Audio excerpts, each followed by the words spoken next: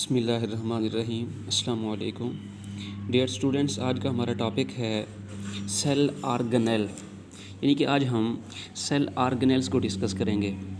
As you know that कि organelles एक सब सेलुलर स्ट्रक्चर्स हैं जो सेल के अंदर एक स्पेसिफिक फंक्शन जो है वो परफॉर्म करते हैं। आज का जो हमारे पास ऑर्गेनेल है वो हमारे पास है न्यूक्लियस। देखिए, न्यूक्लियस की जब हम बात करते हैं तो हमारे पास अगर हम देखें तो हमारे पास एक होता है यूकैरियोटिक सेल और एक होता है प्रोकैरियोटिक सेल। तो यूकैरियोटिक सेल के अंदर जो है एक प्रोमिनेंट न्यूक्लियस होता है। यू का मीन होता है ट्रू और कैरियोन का मीन होता है न्यूक्लियस। तो ऐसे सेल जिनमें एक प्रोमिनेंट न्यूक्लियस होता है, तो एक prominent nucleus occur in eukaryotic cell. Eukaryotic cell में एक प्रोमिनेंट न्यूक्लियस होता है। इसके बाद इसकी जो है वो न्यूक्लियस की पोजीशन है। अगर हम एनिमल सेल में देखें तो न्यूक्लियस जो होता है वो बिल्कुल सेल के सेंटर में होता है, यानी कि ये सेल के क्या होता है, सेंटर में होता है। अगर हम बात करें किसकी, एनिमल सेल की। जबकि अगर हम बात करें प्लांट सेल की तो प्लांट सेल के अंदर जो है ये पेरिफेरल होता है, क्योंकि प्लांट सेल के सेंटर में क्या होता है, वैक्यूल होता है। प्लांट सेल के सेंटर में एक बड़ा क्या होता है, वैक्यूल होता है।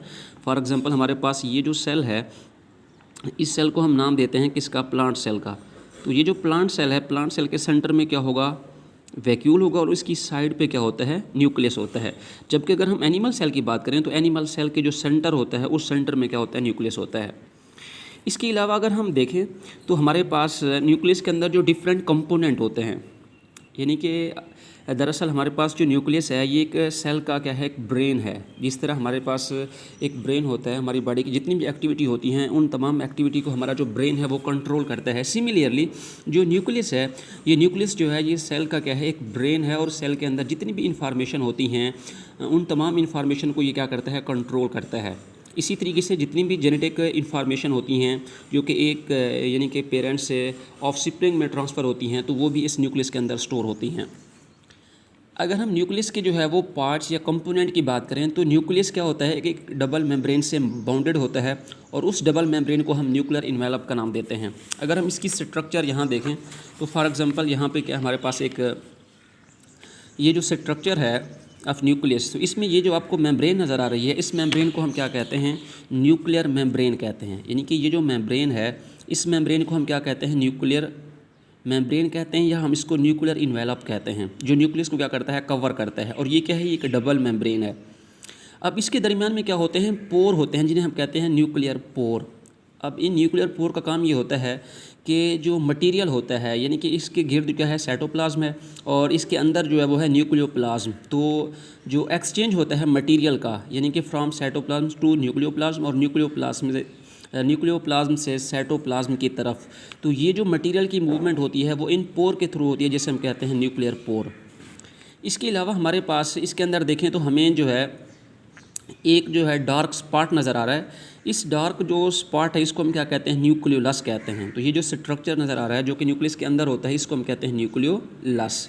इसी तरीके से इसके अंदर कुछ क्या होते हैं, फाइन जो है थ्रेडनुमा स्ट्रक्चर्स होते हैं और इन फाइन थ्रेडनुमा स्ट्रक्चर्स को हम नाम देते हैं क्रोमाटिन। ये जो आपको स्ट्रक्चर नज़र आ रहे हैं, इन स्ट्रक्चर को हम क्या कहते हैं, क्रोमाटिन कहते हैं। अब ये क्रोमाटिन बेसिकली जो इंटरफेस होता है या जिसको हम नॉन डिवाइडिंग फेज़ कहते हैं, उस नॉन डिवाइडिंग फेज़ में हमें ये जो है यानी कि क्रोमाटिन जो है ये ज़ाहिर नहीं होते, यानी कि हम इनको नहीं देख सकते। जबकि सेल जो है जब डिवाइड होता है तो ये जो क्रोमाटिन है ये कंडेंस होके एक स्पेसिफिक शेप में आ जाते हैं, जिसे हम क्रोमोसोम्स कहते हैं। अब ये जो न्यूक्लियर इन्वेलप है, इसके अंदर ये जो ग्रैनुलर फ्लूइड होता है, इस ग्रैनुलर फ्लूइड को हम नाम देते हैं न्यूक्लियोप्लाज्म का। इसके अंदर जो फ्लूइड पाया जाता है, इस फ्लूइड को हम क्या कहते हैं, न्यूक्लियोप्लाज्म कहते हैं।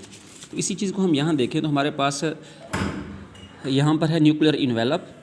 तो nucleus is bounded by a double membrane known as nuclear envelope. तो इसकी डबल मेम्ब्रेन होती है जिसको हम क्या कहते हैं, न्यूक्लियर इन्वेलप कहते हैं। न्यूक्लियर इन्वेलप की ये डेफिनेशन है। इसके बाद इसका फंक्शन है, nuclear envelope contain many small pores. इसमें क्या होते हैं, पोर्स होते हैं जो एक्ट करते हैं as a semi permeable membrane, जिसमें मटेरियल की जो है वो मूवमेंट होती है फ्रॉम न्यूक्लियोप्लाज्म टू साइटोप्लाज्म और साइटोप्लाज्म से न्यूक्लियोप्लाज्म। इसके बाद अगर हम देखें तो न्यूक्लियर इन्वेलप के अंदर एक ग्रेनुलर फ्लूइड होता है, यानी कि हमने देखा कि हमारे पास क्या है, एक ग्रेनुलर ये जो फ्लूइड नज़र आ रहा है, इस फ्लूइड को हम कहते हैं न्यूक्लियोप्लाज्म कहते हैं। तो न्यूक्लियोप्लाज्म के अंदर क्या होता है, दे कंटेन 1 और 2 न्यूक्लियाई एंड क्रोमोसोम्स। तो इसमें क्या होते हैं, न्यूक्लियाई होते हैं और इसके अलावा क्रोमोसोम्स होते हैं। ये जो हमारे पास डेफिनेशन है एक्चुअली ये है न्यूक्लियोप्लाज्म। तो यहाँ से लेकर यहाँ तक जो डेफिनेशन है ये किसकी है, न्यूक्लियोप्लाज्म की है यहाँ तक। इसके बाद हमारे पास है न्यूक्लियोलस। अब ये डेफिनेशन है किसकी, nucleolus. Nucleolus is a dark spot. ये क्या है, एक्चुअली एक डार्क स्पॉट है।